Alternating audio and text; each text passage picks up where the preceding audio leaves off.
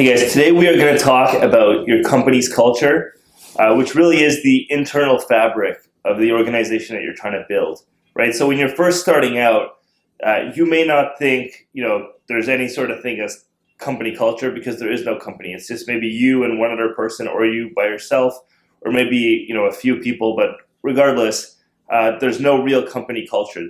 The company is just the owners, the founders of the company. When it's, it could just be an idea stage, or you could be operational without any sort of employees or anything like that, but it's just you, right? So company culture actually starts at this point because your habits, your mindset, your approach towards everything that you do, towards your customers, towards your vendors, that's really going to set the tone for what happens later on when you bring on new team members. Okay, so company culture is not something that you need to have a huge organization to build. Company culture is not even something that starts with having an employee or two. Company culture starts with you and the mindset that you have.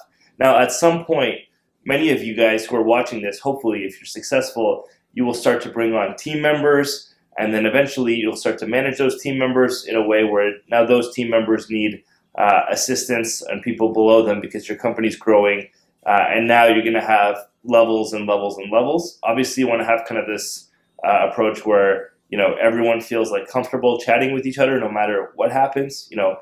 They say psychological safety. In terms of the employee culture, people should feel like they can speak up. A lot of companies brag about like a flat hierarchy structure where everyone has a different role. Leadership is recognized, but everyone feels kind of equal. And as a result, the company's more powerful. However you kind of want to set your company culture up, that's totally up to you, however your approach is, whatever your philosophy is.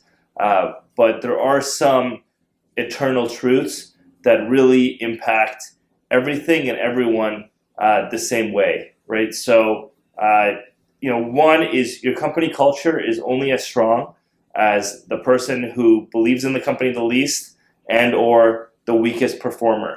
Okay, so this is a true tested principle among multiple companies that I've run and managed, and it never seems to be different regardless of the situation.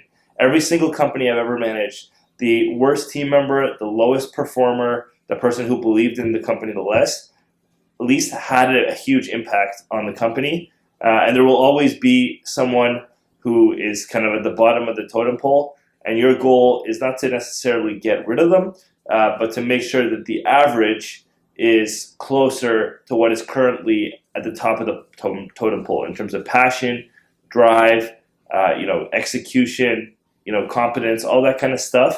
You want your best people to, a year or two down the line, to represent the average. So the best way you can do that is develop the people who are maybe on the lower half of the spectrum, and kind of give them every opportunity to show that they can actually be part of a rock star culture.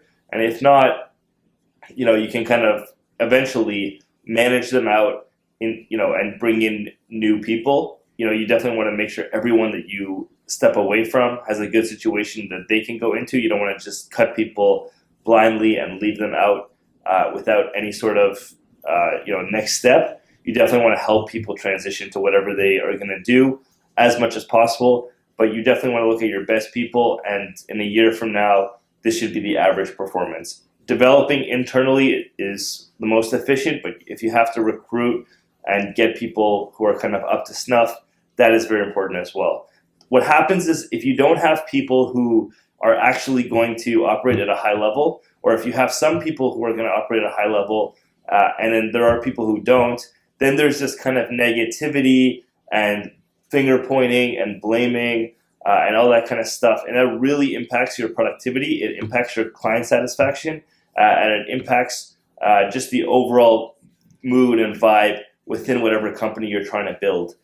So it's very, very important that you have a team of top performers and people who are all contributing equally. Because if one person is killing it and another person is not, there's just going to be this inevitable tension. This person is going to feel like taken advantage of. This person is going to feel like everyone's being negative towards them because they're getting pushed towards increasing their performance, and then they may have some meant towards the company and the people in it as well. So it's very important you get this right at the recruiting stages. We've made videos on the recruiting stages, how important it is to get the right people, to filter, do a lot of interviews, make sure they have experience, check references, all this kind of stuff.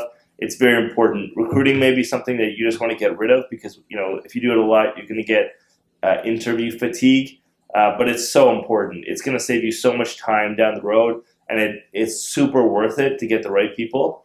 And if you get the right people, what happens is they often have a good network as well, and they will always try to promote you as a potential fit to the best people that they know as well, right? So it just kind of like becomes this club of elite performers that know about your company, and you can interview them and really test them out, try them out, give people a probation period when you do hire them, and then after a month decide whether it's a good fit or not, and be very honest about the probation period. And just let them know, listen, if it's not in this role, we'll try to find another role for you within the company. But everyone should start with a 1 month probation period.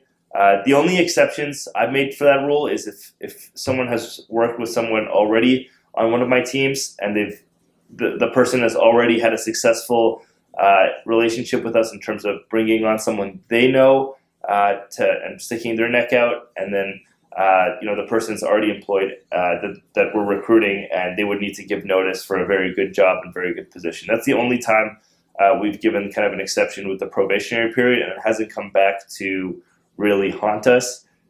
Although it's always been in our control, given that we like to have contractors, especially global contractors on Upwork. But at the end of the day, you want to try people out and make sure they're a good fit for you and you're a good fit for them.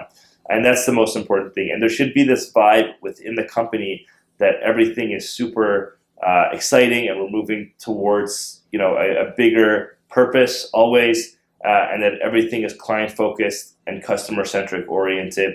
And also the service or product that you're selling is as good as it possibly could be and is always getting better. So this needs to be kind of the vibe in the company. You really care about what the company does, and you really care about what the company's customers and clients are, right?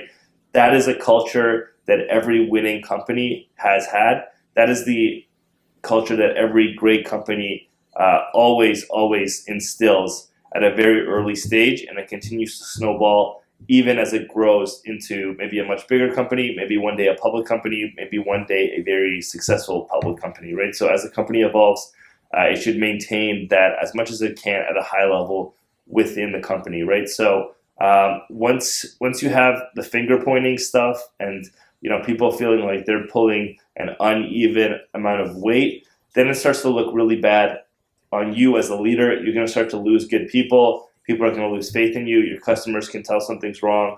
It will come back to hurt you, and it's going to cause you way more headaches and stress and waste a lot more of your time than had you just recruited those people properly and trained them and really made sure that they all fit with each other, right? So it's not just about people who are capable, but people who can come in and fit with each other and really kind of bounce off each other. A company with a good culture, the sum of the parts of each person is an exponential level relative to each of those people. A company with a bad culture, the sum of its parts is 50% what each person is kind of capable of and how each person feels about the company. So how you go about recruiting and carefully selecting your team and putting them together in a right role. The role is so important. Everyone should know exactly what their role is, how it relates to other people's role, how communication with the company works, both internally and with clients, very specific policies. And the more specific you get in all this, and the more you define this stuff, and the more you work on relationship building and showing people that it's really important to do everything at a high level. You keep people accountable, but at the same time, you have a very empathetic and personal approach to people as well. That is ultimately what's going to allow you to grow. That is ultimately what's going to make your clients super happy. And people can just tell other people about your company because they not only like the product or service they're offering, they actually like the company itself. And that's how you get recurring customers. That's how you get referrals. That's how you get the cheapest type of business, which is word of mouth, right? Way cheaper than any other advertising because all you did was you made your existing customers happy and they told other people about you. You didn't have to pay any money to acquire those customers. they just came in for free because people that you already work with, that you were already happy, not only like your product or service, but they love your company so much that they're going to put the stamp of approval on your company and tell people that they know and love and trust and also have relationships with about your company. And the right culture is just kind of the pillar, the stepping stone for all that great stuff that comes with growth and relationship building with your customers and all that stuff that many entrepreneurs, especially those with big ambitions, want to see with their company. So hopefully you've learned some things today. Hopefully I've given you some things to think about. If you have any questions or comments or thoughts, feel free to share them in the section below. And as always, guys, please subscribe to this channel, show the love, and we definitely look forward to talking more about these types of topics again in the future if that's something that you enjoy.